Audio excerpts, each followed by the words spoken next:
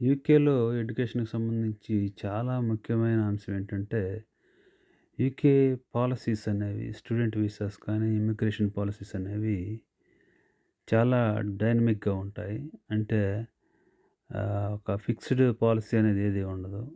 So, government మారినప్పుడు లేకుంటే ఏదైనా ఇంపార్టెంట్ పరిణామాలు ముఖ్యంగా పొజిషన్ ఇలాంటివి ఏవైనా లోకల్‌గా సిట్యుయేషన్స్‌ని బట్టి ఇంటర్నేషనల్ స్టూడెంట్స్ వీసాస్‌కి సంబంధించి చేంజెస్ అనేవి ఫ్రీక్వెంట్‌గా వస్తుంటాయి.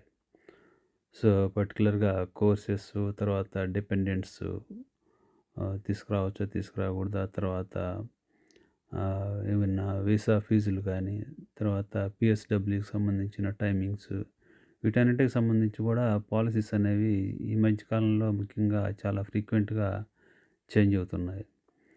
సో, 2005లో కొన్ని చేంజెస్ జరిగాయి. 2025లో కొన్ని చేంజెస్ జరిగాయి. మళ్ళీ 27 నుంచి పీఎస్‌డబ్ల్యూలో ఇంకొన్ని చేంజెస్ వస్తున్నాయి.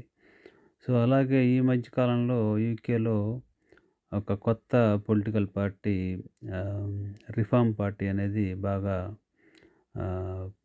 ప్రచారంలో ఉంది.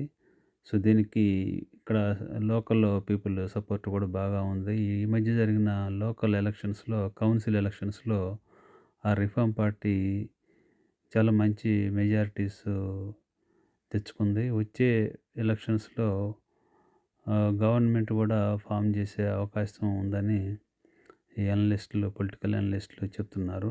సో, ఆ పార్టీ మెయిన్ అజెండా ఏంటంటే అది మోస్ట్‌లీ ఇప్పుడున్న ఇమ్మిగ్రేషన్ పాలిసీస్‌కి చాలా ఆహ్, రిఫార్మ్స్ తీసుకురావాలనే అజెండాతో ఆ పార్టీ ఉంది. పర్టిక్యులర్‌గా ఎం ఇమ్మిగ్రెంట్స్‌ని తగ్గించాలి. ఇప్పుడున్న ఇమ్మిగ్రెంట్స్ విషయంలో గూడా కొన్ని కఠినమైన నిర్ణయాలు తీసుకోవాలి. సమ్ రెట్రాస్పెక్టివ్ డెసిషన్స్ కూడా అంటే పాత అంటే ఇంతకుముందు ఆల్రెడీ ఇక్కడ ఉన్న వాళ్ళకి కూడా కొన్ని పాలిసీస్ అప్లై అయ్యే విధంగా చేంజెస్ తీసుకురావాలని వాళ్ళు ప్రపోజ్ చేస్తున్నారనమాట. సో, కాబట్టి ఇక్కడికి వచ్చేటప్పుడు యూకేకి ఎడ్యుకేషన్ కోసం వచ్చే స్టూడెంట్స్ ఎవరైనా సరే దీన్ని దృష్టిలో ఉంచుకోవాలి.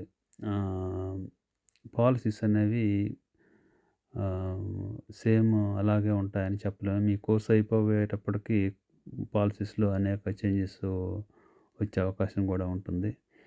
సో, రాజకీయ పరిణామాలను కూడా వీటిని కూడా దృష్టిలో ఉంచుకొని డెసిషన్స్ తీసుకోవటం మంచిది. సో, అదొక లేటెస్ట్ అప్డేట్ యూకే విషయాలకు సంబంధించి. పర్టిక్యులర్‌గా వచ్చే ఎలక్షన్స్ అనేవి